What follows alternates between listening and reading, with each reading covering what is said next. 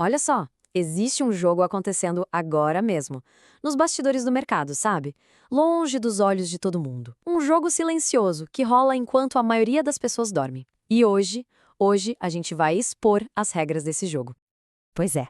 O que acontece na calada da noite?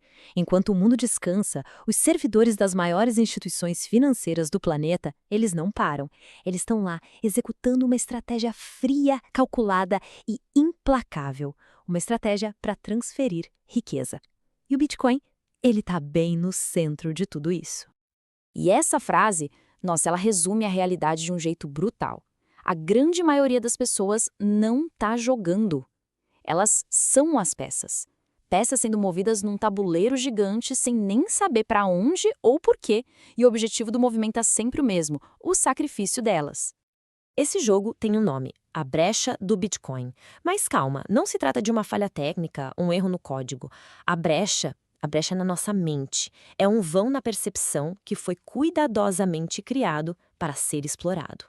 O objetivo é simples e direto. Usar o medo para fazer com que as pessoas em pânico vendam o próprio futuro. E aí, do outro lado, as instituições compram esse futuro por uma fração do valor. Isso não é só o mercado sendo volátil, isso é uma transferência de riqueza planejada. E claro, para essa estratégia toda funcionar, é preciso criar uma narrativa, né? Uma bela cortina de fumaça para esconder o que está rolando de verdade por trás das câmeras. E é aqui que a cortina de fumaça fica bem nítida. Em público, eles falam que quem acredita em Bitcoin é louco, que é uma bolha, que é dinheiro de mentira, mas nos bastidores, essas mesmas instituições estão construindo toda a infraestrutura para guardar bilhões de dólares e, claro, acumulando tudo que podem, em silêncio. Eles criam o pânico para que o pequeno investidor venda, para que eles possam comprar na baixa.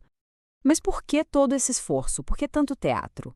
A resposta está toda nesse número, 21 milhões. Essa é a quantidade máxima de bitcoins que vai existir. Fim, é um limite matemático, imutável, escassez absoluta gravada em código. E em total contraste, a gente tem isso, o símbolo do infinito, a capacidade ilimitada dos bancos centrais de imprimir dinheiro do nada, destruindo o poder de compra de quem guarda esse dinheiro. De um lado, matemática pura. Do outro, vontade política.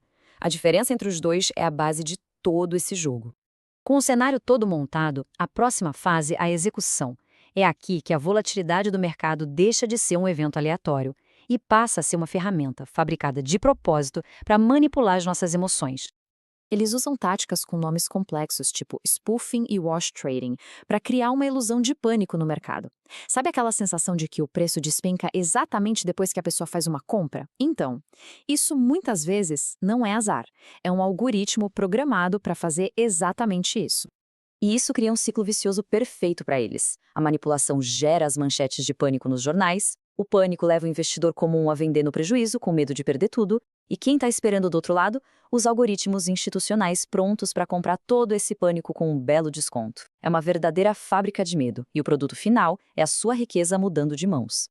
Mas é aqui que o roteiro começa a virar. E se a definição que a gente tem de risco estiver errada? E se a volatilidade, na verdade, não for o verdadeiro inimigo a ser combatido? Pensa nessa frase. A volatilidade é simplesmente o preço que se paga pela liberdade. Ela não é um defeito do sistema. Ela é o custo que se paga por ter um ativo que ninguém pode confiscar, ninguém pode censurar, ninguém pode controlar. Isso força a gente a se perguntar o que é risco de verdade. Não é ver o preço de algo oscilar. O risco de verdade é manter o seu patrimônio num sistema onde ele pode ser congelado com uma canetada ou simplesmente virar pó porque decidiram imprimir mais dinheiro. Volatilidade não é risco. Risco é não ter soberania. Então tá, como é que se deixa de ser uma peça para finalmente se tornar um jogador nesse tabuleiro? A resposta está em uma palavra: soberania. Buscar a soberania financeira. Existem basicamente duas mentalidades. De um lado, a do apostador, que reage a cada notícia, fica vidrado em gráficos de minutos e é totalmente movido pela emoção do momento. Do outro, a mentalidade soberana, que ignora o ruído, se baseia em princípios sólidos e pensa em décadas, não em dias. Um é a peça, o outro é o jogador. E esse caminho soberano se baseia em três verdades simples. A primeira, entender que as regras do Bitcoin não podem ser alteradas por um político ou um banqueiro. A segunda, Reconhecer que ele foi projetado para ser uma saída de emergência de um sistema financeiro que está dando sinais de falha. E a terceira, a mais importante de todas, buscar a verdadeira propriedade. E o que é verdadeira propriedade? É isso aqui. É se tornar o seu próprio banco. Simples assim. Através da autocustódia, você tira o poder dos intermediários e assume controle total sobre a sua riqueza. Esse é o checkmate. É o ponto em que se deixa de ser uma peça e se vira o dono do próprio tabuleiro. E a gente termina com essa reflexão. Uma mudança histórica está acontecendo agora, de forma silenciosa, bloco a bloco. A questão que fica não é se ela vai acontecer, mas sim de qual lado da história cada pessoa vai escolher estar quando a poeira finalmente baixar.